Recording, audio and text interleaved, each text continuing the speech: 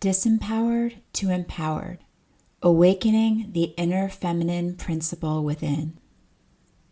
Since ancient times, various cultures believed that every human contains masculine and feminine principles that complement one another, creating harmony, balance, and vitality.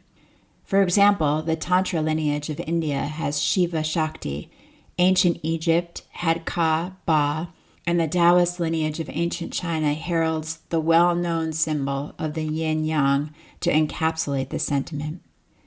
More recently, Carl Jung wrote many texts exploring the anima animus from a more psychological perspective rather than holistic and cosmological. Post-Jungian thinkers built upon Jung's exploration of the masculine and feminine within the psyche, but from a contemporary perspective that is not reliant upon one's gender to influence the principles. Despite worldwide acknowledgement of inner masculine and feminine principles, for centuries humans have been discrediting this wisdom, leading to a distortion of the masculine and feminine within. Disempowered expressions of the feminine and masculine have led to a world rampant with violence against women, against species of the earth, against the land, against one another, and against ourselves. What perhaps is not so apparent is that the wars we see in the world reflect the inner wars that have been raging between our own inner masculine and feminine principles. The atrocities and suffering we witness in the world reflect the state of affairs within each of us. Our relationship to the masculine and feminine within has long been influenced by patriarchal constructs that sought to disempower women and succeeded. The thing is, it also directly impacted the way each human, regardless of gender, treats themselves. The inner voices we hear mimic the way we experience people treating one another.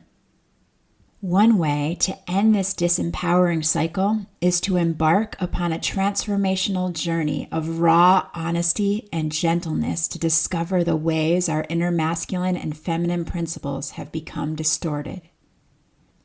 This can be an arduous and tender process that takes commitment.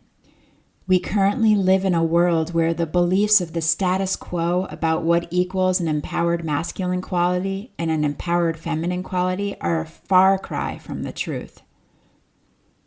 This is a solo journey akin to Joseph Campbell's hero's journey that will traverse the depths of your psyche and have you repeatedly questioning everything. Each curve around the evolutionary spiral of your awakening consciousness, you will discover wisdom gems that can be added to your crown of sovereignty and freedom. You, and only you, know how to uncover the threads of your power that will lead you from a disempowered expression of masculine and feminine principles to an empowered one. Jung referred to this process as individuation, a journey where one comes into wholeness through the balanced expression of the inner masculine and feminine. First introduced in his book Man and His Symbols in 1964, Jung detailed the individuation journey, which was one of women coming into relationship with their inner masculine and men into relationship with their inner feminine. There was an assumption by Jung that the gender one was born into inherently gave them the corresponding principles. While I do not agree with this aspect of Jung's explanation, there is much that I deeply related to about Jung's process of individuation for embodying one's empowered inner masculine and feminine. While work needs to be done on both the masculine and feminine principles within, I'm focusing on the feminine in this conversation through storytelling of my own personal experience. This is my story of how I'm currently navigating the tumultuous waters of shedding the disempowering feminine qualities that have been rooted in my beliefs since birth and embracing the empowered feminine within me. I share now from the perspective of having been on this journey of healing and self-awareness for decades. Coming into my empowered inner feminine is also inextricably linked with me embodying my sexual power. It has been a motivating force since I was a teenager to come into right relationship with my inner feminine. It has taken me decades of conscious connection with myself through consistent contemplative practices such as daily meditation, movement, vocalization, and somatic healing to embody empowered feminine principles. Recently, I did a deep dive through inner questioning, felt sense, and using my intuition to explore what I personally felt were disempowered feminine qualities based on my lived experience. I came up with a list of my top 10. They were wanting to be rescued, giving love then withdrawing it, using victimhood, absorbing energy in the space around me, poor boundaries, saying yes as a measure how much I love, people-pleasing, the way I look is a measure of my value, ruminating in my feelings, using emotions to manipulate. Every one of these qualities were uncomfortably familiar. Some I've had more success at transmuting than others. Kasia Urbaniak released a book in 2020 called Unbound that detailed the good girl mentality that pretty much was summed up in these 10 qualities. She shared the architecture of power and how to explore power dynamics to begin understanding how to shift from disempowered to empowered feminine. That was a profound read for me to grasp the nuances and depth of the disempowerment of the feminine within me. In my journey, I realized there were levels to how I engaged with the disempowered feminine. At first, it was easy to assess where I was in relation to each of these 10 qualities by reviewing my interactions with others, especially my closest relationships. In time, as I developed more self-awareness about how the disempowered feminine played out in my life, I knew I needed to do a deeper dive within my unconscious to reveal the subtler invasion of these insidious, self-harming voices. Lasara Allen wrote about this phenomenon in her 2016 book, Jailbreaking the Goddess. She spoke of how even when we've done the work of deprogramming from the values of the dominant culture of which patriarchy is and the disempowered feminine is a construct of, the effects still infiltrate because our self-identity and beliefs are defined in relationship to the dominant culture. This led me on a journey of profound self-discovery, trauma integration, and healing, of which I'm still catching subtle expressions of the disempowered feminine that come out unexpectedly on a regular basis. One aspect of my empowerment was to begin to quickly recognize when this was happening, and then make a different choice that was aligned with an empowered expression of my inner feminine. The way I've been able to do this is by an unshakable devotion to my healing and commitment to embodying and living a life with an empowered inner feminine at the helm. Only recently, I studied Jung's work for the first time and found myself surprised at the significant overlaps in my life experience and Jung's. His description of individuation as a means to know one's wholeness, even the timeline of this revelation occurring in midlife, where I'm currently at, was inspiring as it showed that my journey was universal.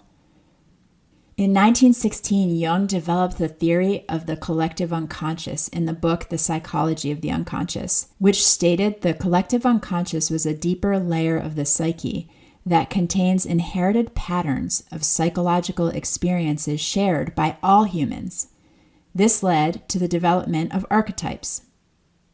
While the qualities I listed in the top 10 are deeply embedded in the collective psyche and holding us back from being in a healthy relationship with ourselves and one another, the archetypes commonly spoken of highlight the more empowered qualities of the masculine and feminine that are universal. More on the empowered feminine qualities in a moment, but first I wanted to mention an important difference between Jung's perspective and my own.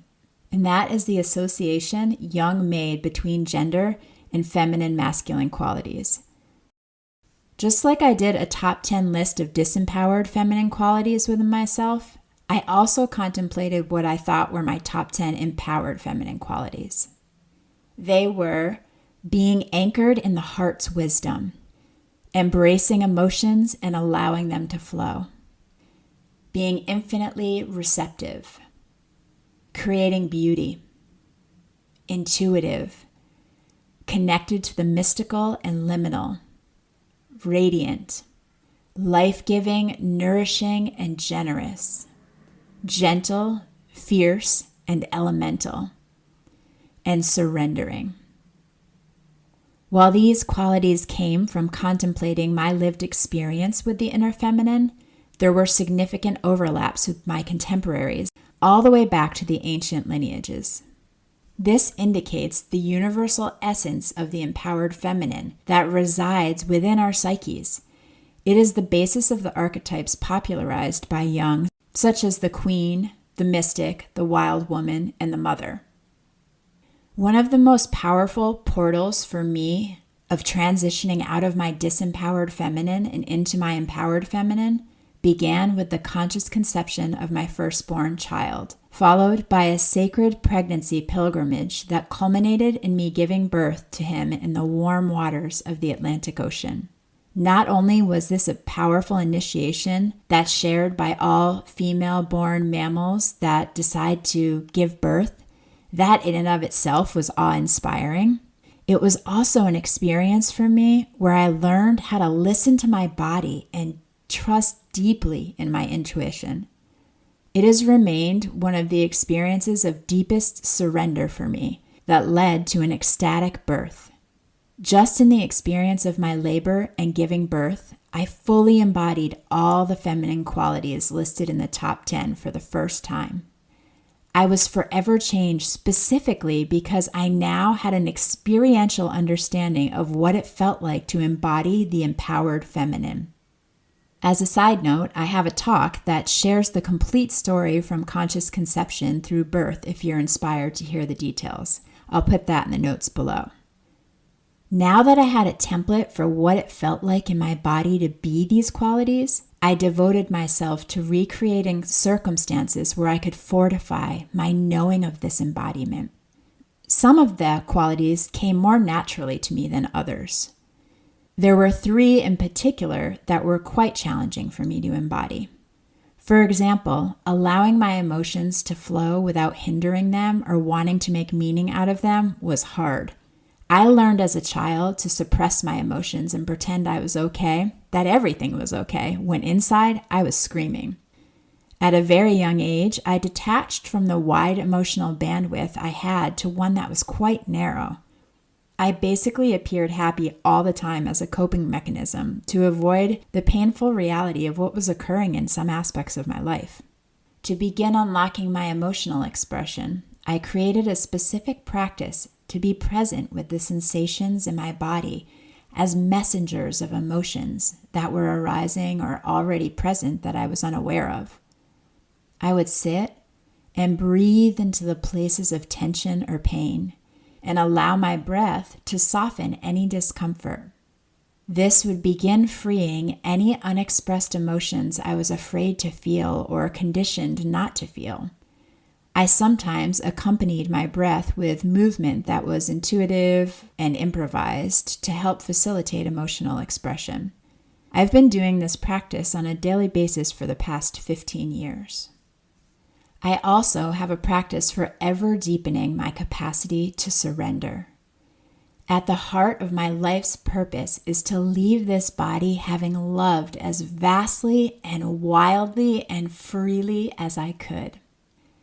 I believe to do this requires a commitment and continued willingness to surrender.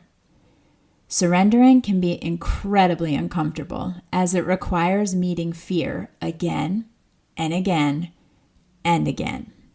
At this stage in my life, I've become quite practiced at being uncomfortable in this way. And despite this, it does not mean that I don't have resistance to surrendering. I do, all the time. The challenge of surrendering has become one of my greatest joys because I know what is on the other side. When I'm in a fully surrendered state, it is absolute bliss.